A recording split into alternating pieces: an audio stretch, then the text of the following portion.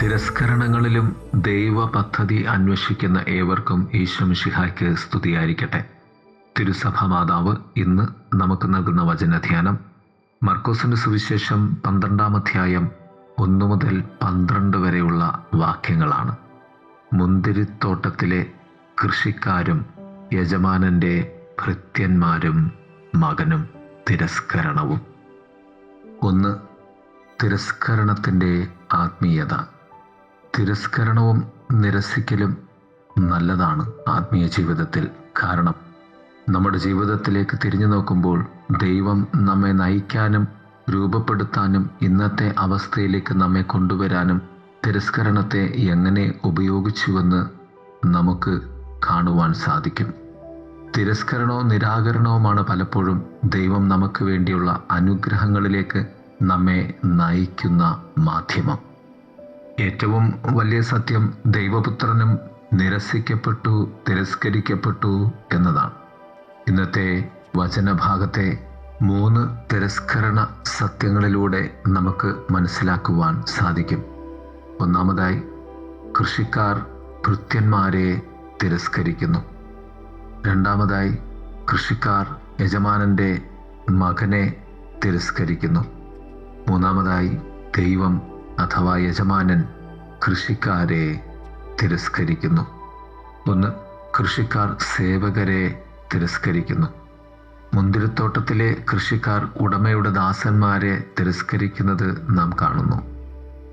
യേശുവിൻ്റെ ഈ ഉപമയിലെ ഓരോ ഘടകങ്ങളും ആരെയും എന്തിനെ പ്രതിനിധീകരിക്കുന്നു എന്ന് നമുക്ക് മനസ്സിലാക്കുവാൻ സാധിക്കും. മുന്തിരിത്തോട്ടം ദൈവത്തിൻ്റെ ജനമായ ഇസ്രയേൽ ആണ്. ഉടമ ദൈവമാണ്. കൃഷിക്കാർ ഇസ്രയേലിൻ്റെ നേതാക്കന്മാരും സേവകർ പ്രവാചകന്മാരുമാണ്. ഉടമയുടെ പ്രിയപുത്രൻ യേശുനാഥൻ തന്നെയാണ്.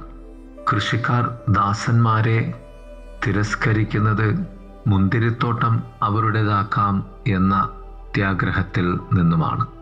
അവരുടെ ഏറ്റവും വലിയ പരാജയം യജമാനനെ കാണാതെ, യജമാനന്റെ സ്നേഹം കാണാതെ മുന്തിരിത്തോട്ടത്തിലുള്ള സാമ്പത്തിക ലാഭവും ലൗകിക സമ്പത്തും അവർ സ്വപ്നം കണ്ടു എന്നതാണ്.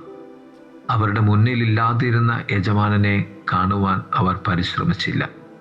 യജമാനന്റെ ഭൃത്യന്മാരെ അവർ തിരസ്കരിക്കുന്നത് ഭൃത്യന്മാരിൽ യജമാനൻ നൽകിയ ഉത്തരവാദിത്തത്തെ അവർ കാണാതെ പോകുന്നു. ഭൃത്യന്മാർ അതിൽ തന്നെ ഭൃത്യന്മാർക്ക് വേണ്ടിയല്ല അവിടെ വന്നത്, യജമാനന് വേണ്ടിയാണ് അവിടെ വന്നത്. അതിനാൽ ഭൃത്യന്മാരെ തിരസ്കരിച്ച കൃഷിക്കാർ യജമാനനെ തന്നെ തിരസ്കരിക്കുന്നു. രണ്ടാമത്, കൃഷിക്കാർ മകനെ തിരസ്കരിക്കുകയാണ്. ഭൃത്യന്മാരെ തിരസ്കരിച്ച, അവരെ കൊല ചെയ്ത മുന്തിരിത്തോട്ടത്തിലെ കൃഷിക്കാരോട് യജമാനന് ദേഷ്യമോ വൈരാഗ്യമോ അപ്പോഴും ഉണ്ടാകുന്നില്ല. കൃഷിക്കാരെ വീണ്ടെടുക്കുവാൻ ശ്രമിക്കുന്ന യജമാനന്റെ ഒരു സ്നേഹത്തെയാണ് നാം കാണുന്നത്. കൃഷിക്കാരനെ വീണ്ടെടുക്കുന്നത് യജമാനൻ അവകാശപ്പെട്ടതിനെ നൽകുവാൻ അവരെ വീണ്ടും വീണ്ടും പ്രചോദിപ്പിക്കുകയും പ്രേരിപ്പിക്കുകയും ചെയ്യുകയായിരുന്നു യജമാനൻ ചെയ്തുകൊണ്ടിരുന്നത്. കൃഷിക്കാരുടെ പാപത്തെ വിശുദ്ധീകരിക്കുവാൻ അഥവാ പൊറുക്കുവാനുള്ള വീണ്ടും വീണ്ടും സാധ്യതകൾ യജമാനൻ അവിടേക്ക് അയച്ചുകൊണ്ടിരുന്നു. കാരണം യജമാനൻ ആഗ്രഹിച്ച ഫലം മുന്തിരിപ്പഴത്തേക്കാൾ അധികമായി കൃഷിക്കാരുടെ ആത്മാർത്ഥതയും സത്യസന്ധതയും യജമാനനോടുള്ള സ്നേഹവുമായിരുന്നു. യഥാർത്ഥത്തിൽ നാം കാണുന്നതല്ല ദൈവം കാണുന്നത്. നാം കാണുന്നതിൻ്റെ അപ്പുറമുള്ള ദൈവ ദർശനത്തെ കാണുവാൻ സാധിക്കുന്നതാണ് ദൈവബന്ധം എന്നത്. തൻ്റെ പ്രിയപുത്രനെ യജമാനൻ അയക്കുക വഴി മുന്തിരിത്തോട്ടത്തിലെ കൃഷിക്കാരെ പ്രിയപ്പെട്ടവരാക്കി മാറ്റുവാൻ യജമാനൻ പരിശ്രമിക്കുകയായിരുന്നു. എങ്കിലും അവർക്ക് അത് തിരിച്ചറിയുവാൻ സാധിച്ചില്ല. അവർ മുന്തിരിത്തോട്ടം കൈവശമാക്കുവാനുള്ള ചിന്തയിൽ സർവ്വതും ഓർക്കാതെ പോയി, അറിയാതെ പോയി, കാണാതെ പോയി. മൂന്നാമതായി, ദൈവം അഥവാ യജമാനൻ മുന്തിരിത്തോട്ടത്തിലെ കൃഷിക്കാരെ തിരസ്കരിക്കുന്നു. കർത്താവ് അവിടെ പറയും, അങ്ങനെയെങ്കിൽ യജമാനൻ തൻ്റെ പ്രിയ പുത്രനെ കൊന്നുകളഞ്ഞ ആ കൃഷിക്കാരോട് എന്തു ചെയ്യും? യജമാനൻ അവരെ പിടിച്ച് വധിച്ചു കളയും എന്നാണ് വചനം പറയുന്നത്. രണ്ടു യാഥാർത്ഥ്യങ്ങളാണ് ദൈവത്തിൻ്റെയും മനുഷ്യൻ്റെയും ഇടയിലുള്ള സ്വീകാര്യതയുടെ യാഥാർത്ഥ്യങ്ങൾ. ഒന്ന് ജീവനും, രണ്ട് മരണവും. ഒന്നുകിൽ നന്മ ചെയ്ത് ക്രിസ്തുവിൻ്റെ ജീവൻ്റെ ഭാഗമായി നാം മാറണം, അല്ലെങ്കിൽ തിന്മ ചെയ്ത് പിശാചിൻ്റെ പാപത്തിൻ്റെ ഭാഗമായി നാം മാറണം.